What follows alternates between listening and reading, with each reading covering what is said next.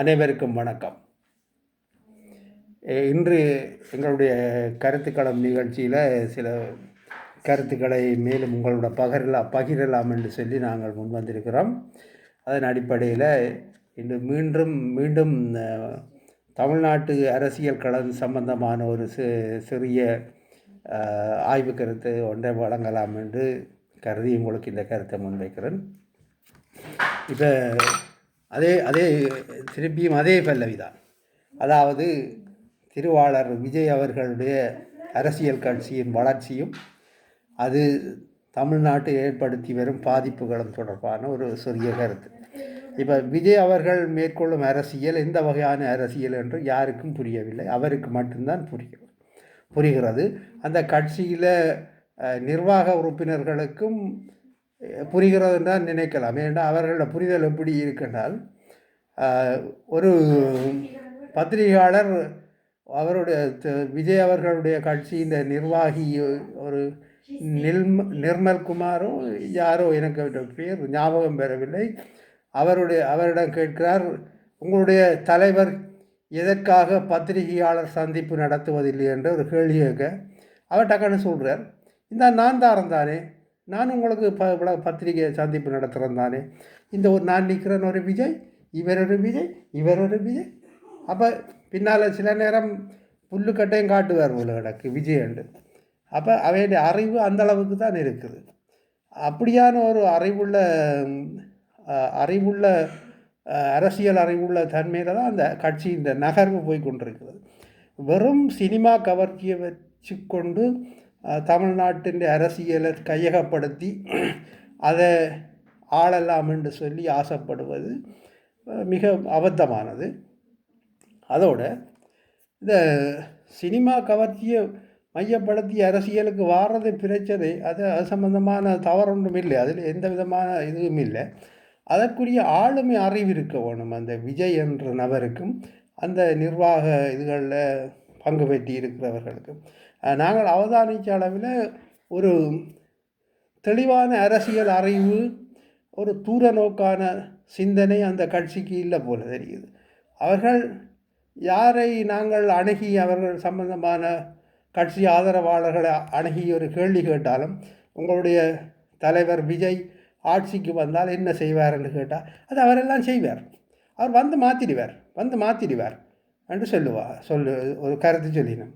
அவர் வந்து என்னத்தை மாற்ற போகிறாருன்றது தெரியலை எங்களுக்கு. அவர் தன்னை மாற்ற போகிறாரா இல்லாட்டி என்னத்தை மாற்ற போகிறாருன்ற உலக அது தலைவர் பார்த்து கொள்ளுவார்.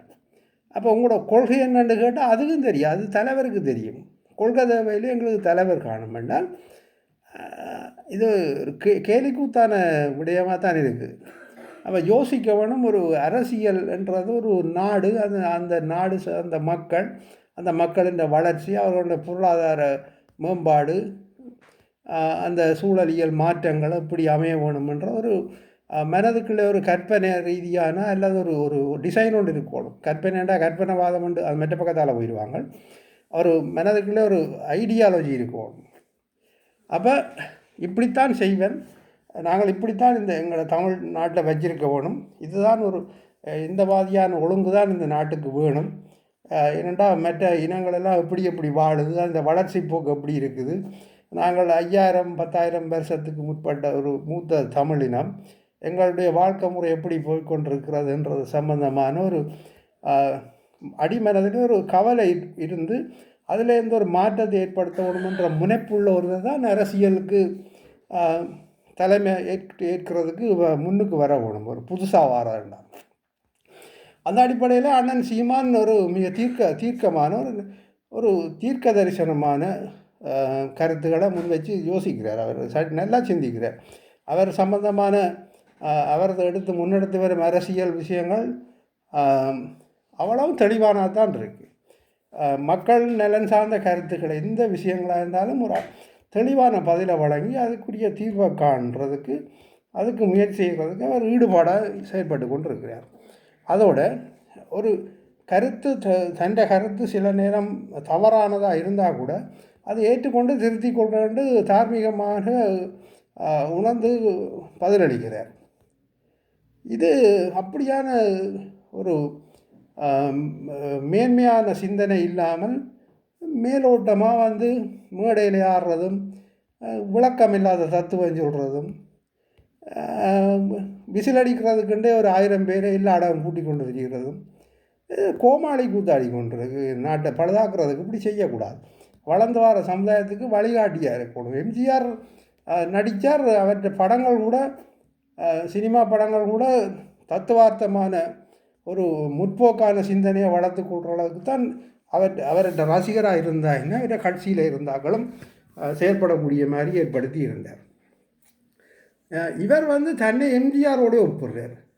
இந்த விஜய் என்பவர் விஜய் நடிக்கிறார், யாரோ சொல்லி கொடுக்குறார், நடிக்கிறார். அது அவ்வளவுதான். அவர்கிட்ட குவாலிஃபிகேஷன், அவர்கிட்ட கெப்பாசிட்டி அவ்வளவுதான். அவர் நடிக்க மட்டும்தான் தெரிஞ்சவர் போல கிடக்கு. ஏனென்றால் இப்போ அண்மையிலையும் ஒரு வீடியோவில் பார்த்தேன், மேடையில் ஒரு தலைவர் முக்குறார். சென்சிட்டிவான பிரச்சனை கனெக்ஷன் ஏதோ ஒன்று போட்டு அழுகிறார் அங்கால போயிட்டு. அது ஒரு அவ்வளவு உணர்ச்சி பூர்வமான சொல்லும் இல்லை. அது இப்போ இந்த தேவையில்லாத இடத்துல கத்துறார், எழுதி கொடுக்குறத வாசிக்கிறார். அப்போ ஒரு தலைவன் பேச்சென்றால் அதை கேட்டால் அடுத்தது என்ன சொல்ல போகிறார், அந்த உரையில் என்ன வரப்போது, என்ன கருத்து வழியில் வருதுன்னு கேட்குறதுக்கு ஆர்வம் பெறக்கூடிய மாதிரி இருக்கணும். அப்போ சிஎன் அண்ணாதுரையின் பேச்சு, ஏன் கலைஞர் கருணாநிதி கூட ஒரு சிறந்த பேச்சாற்றல் மிக்கவர். அதே போல் கோபாலசாமி அவர்கள பேச்சு, நான்சில் சம்பத்து, தமிழறிவி மணியன், இவர்கள்ட்ட பேச்சுக்களை கேட்கல. இன்னும் பலர் இருக்கணும் தமிழ்நாட்டில் பெரிய செலவு. ஆனால் வேண்ட தமிழ் தேசிய சிந்தனை முரணானது, அதுக்குள்ளே வேறு இல்லை. சீமானை தவிர வேறு ஒருத்தருக்கும் அங்கே உள்ளார்ந்தமான சிந்தனை அங்கே தமிழ்நாட்டில் இல்லைன்னு தான் சொல்லலாம். சீமானோட நிற்கிற அந்த நாம் தமிழர் கட்சியும் அந்த தொண்டர்களும் அந்த தமிழ் உறவுகளும் தான் உண்மையான இதுக்கு வந்து கொண்டிருக்கு. ஆனால் இவ்வளவு இந்த நான்சில் சம்பத்து, கோபாலசாமி, என் திருமாவளவன் கூட திசை மாறி ஏதோ ஒரு சுயநலத்துக்காக போயிட்டார் போல கிடக்கு. அப்போ இவர்களெல்லாம் நாங்கள் பெரிய ஒரு நல்ல ஆற்றல் உள்ள ஆக்கள், ஒரு தமிழ் தேசியத்துக்கு பலத்தை சேர்க்கக்கூடிய ஆக்கள்னு நம்பியிருந்தார்கள். அது அவர்கள வழித்தடங்கள் மாறிக்கொண்டு போயிட்டது. அப்போ அது வேறு விஷயம்.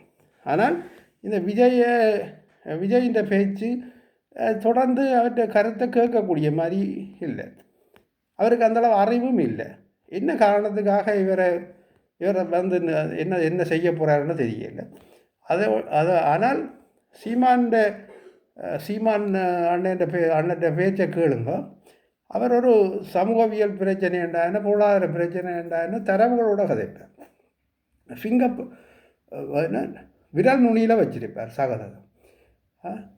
சில தரவுகள் ஒரு 100% அவற்றை விஷய கருத்துக்கள் சரியாக தான் இருக்கிறது. அதில் நாங்கள் பிழையை கண்டுபிடிக்கலாது. நாங்கள் பிழை கண்டுபிடிச்சி சொல்கிறதுக்கு பிழை கண்டுபிடிக்கும் புலவன் இல்லை, எந்த கருத்தில் நான் சொல்கிறேன். அப்போ தமிழ்நாட்டுக்கு உண்மையில் இந்த மக்களுக்கு தேவையான அரசியலை நாம் தமிழர் கட்சியும் சீமானும் தான் முன்னெடுத்து அதை வளப்படுத்தி வரையணும்ன்றது தெளிவு. இந்த மக்கள் சிந்திக்கப்படும், தமிழ்நாட்டு மக்கள் சிந்திக்கணும். தமிழ்நாட்டிலே ஒரு பலமான தமிழ் தேசிய அரசு கட்டமைப்பு இருந்தால் தான் இந்த தமிழ்நாடு தப்பி பிழைக்கும். இல்லைன்றால் மலையை வெட்டுற போல் உங்களையும் அள்ளி கொண்டு போயிடுவாங்க. நாங்கள் இலங்கையிலேருந்து திசை தெரியாமல் ஓடி வந்த போல் நீங்களும் வழிக்கிடுவீங்க கொஞ்ச காலத்தில். அப்புறம் எங்களுக்கு சொந்த நாட்டிலே நாங்கள் வாழ முடியாமல் அலைஞ்சு திரிகிறோம் இந்த இலங்கை தமிழர். இப்படி வீடியோவில் தூரம் குலைக்கிற நாய் போல் வீடியோவில் எங்களோட ஆதங்கத்தை தெரிவிக்கிறோம். அதே போல் அவங்க அரசியல் ரீதியான சட்டங்களையும் வாய்ப்பூட்டு சட்டங்களையும் போட்டு வச்சு வெளிநாடுகளுடைய ஒப்பந்தங்களையும் போட்டு அந்த இனத்தை எப்படி அடக்கிடுமோ அதுக்கேற்ற மாதிரி அடக்கி வச்சு கொள்கிறாங்க. இந்த நிலைமை தமிழ்நாட்டுக்கு வராதுன்றதில் எந்த உறுதிப்பாடும் இல்லை. ஏனென்றால் சீமான ஆட்சிக்கு வந்து, நாம் தமிழர் கட்சி ஆட்சிக்கு வந்து பலமான ஒரு அமைப்பை ஏற்படுத்தி மக்களை வழிநடத்தி பொருளாதார வளர்ச்சிகளை உண்டாக்கி அதுகளை செய்ய துவங்கினா தான் முதல் தமிழ்நாட்டில் தமிழர் இருக்கிறவன்றதை அடையாளப்படுத்தக்கூடிய காலம் கொண்டு வரும். இல்லையென்றால் தமிழ்நாடு கேள்விக்குறியான இதுக்கு போயிடும். மக்களே விழித்தெழ வேணும்.